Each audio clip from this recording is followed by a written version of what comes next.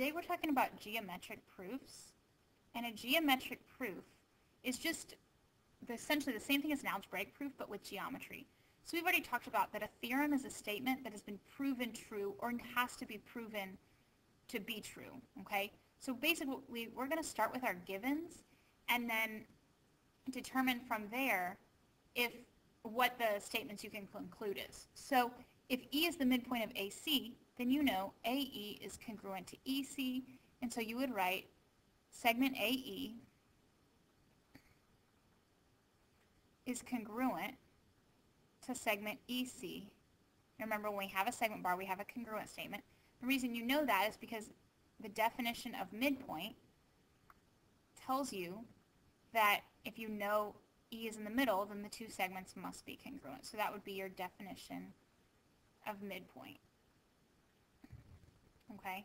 From here, if AC, segment AC, bisects segment PQ at O, then you know that AC cuts PQ in half, and so O is the midpoint of segment PQ. So you would say O is the midpoint of segment PQ. And your reason would be definition of segment bisector.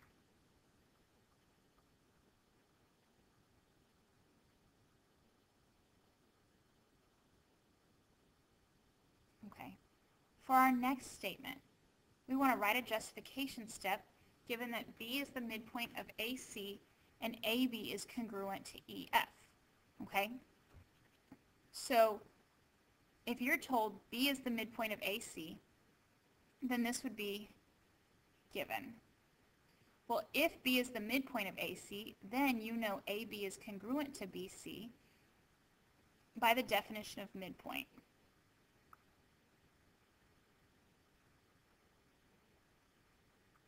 Okay?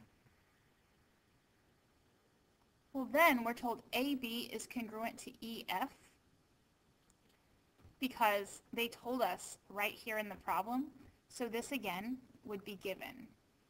Well, if we know that AB is congruent to EF, we can see that by our picture that EF is also congruent to BC. So BC is congruent to EF by the transitive property of congruence.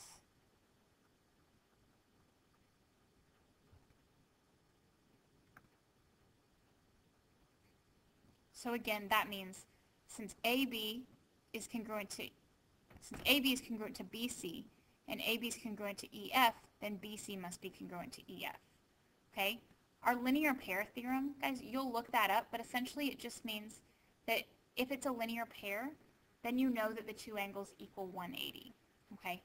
So, fill in the blanks to complete the two-column proof. So this is your two-column proof. You have a set of statements and a set of reasons. You're given that angles 1 and 2 form a linear pair. So since angles 1 and 2 form a linear pair, then you know that ray BA and ray BC form a line. That's your definition of linear pair, is that the rays form a line. This would also be called straight or opposite angles.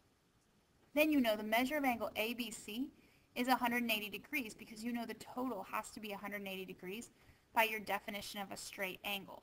Okay? Well, if the total represents 180 degrees, and we know that angle 1 and angle 2 make up angle ABC. So we would say the measure of angle 1 plus the measure of angle 2 equals your measure of angle ABC by your angle addition postulate. Part plus part equals the whole thing. Well, if angle 1 and 2 add up to angle ABC, and we know that angle ABC, the measure, equals 180, then I could substitute 180 for ABC and say the measure of angle 1 plus the measure of angle 2 equals 180 degrees by substitution. I substitute in that 180 for the measure of angle ABC. Well, now if angle 1 and angle 2 equals 180, then angle 1 and angle 2 are supplementary by your definition of supplementary angles.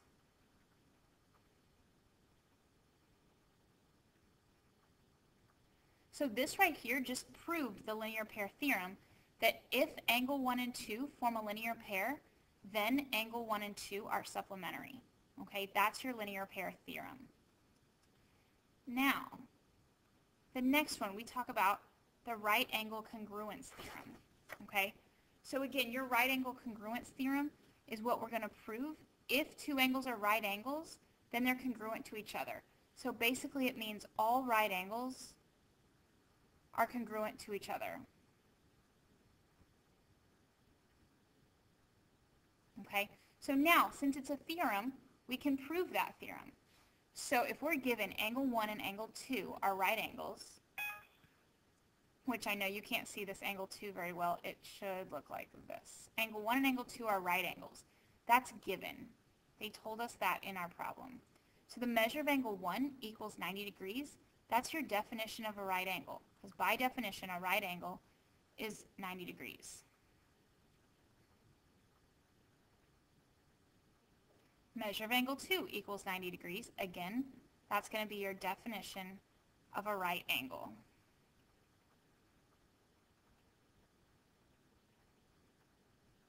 So now we say the measure of angle 1 equals the measure of angle 2.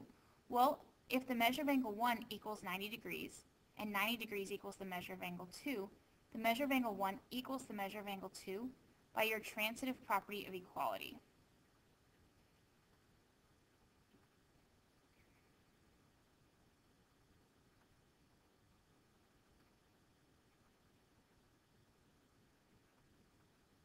Okay, now, in this case, you could use transitive or you could use substitution.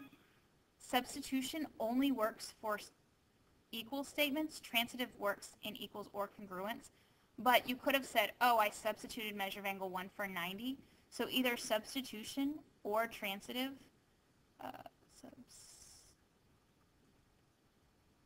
would both work in this situation. Okay, either one is right.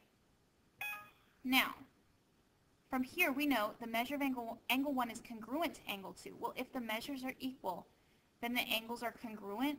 That's just going to be your definition of congruent angles. You'll always use definition of congruent angles or congruent segments to transfer back and forth from equals to congruent. Okay. From here, we're going to talk about the congruent supplements theorem. Now, your congruent supplements theorem, again, you'll find the exact definition in your textbook, but it just tells us that if 1 and 2 are supplementary and 2 and 3 are supplementary, then 1 and 3 are supplementary, okay? So if two angles are supplementary to the same angle, then those two angles must be supplementary to each other as well. So again, we're going to prove that. Angle 1 and angle 2 are supplementary. We can see they gave us that, so that would be our given. Angle 2 and angle 3 are supplementary. Again, they gave us that, so that would be our given. The measure of angle 1 plus the measure of angle 2 equals 180. That is our definition of supplementary angles.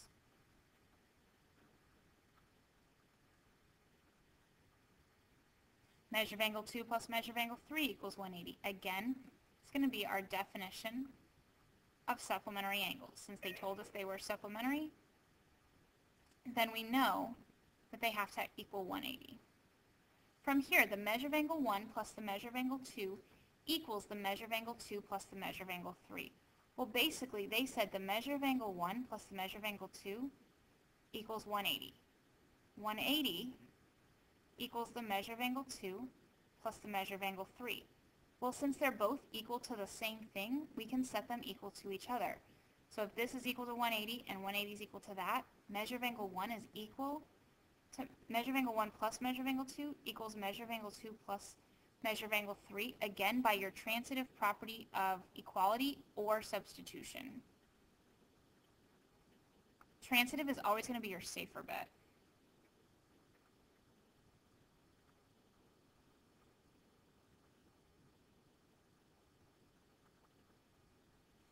From here, we know that the measure of angle 1 equals the measure of angle 3.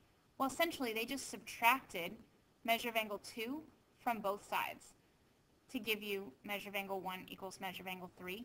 So that's like from your algebraic proof, that's going to be your subtraction property of equality.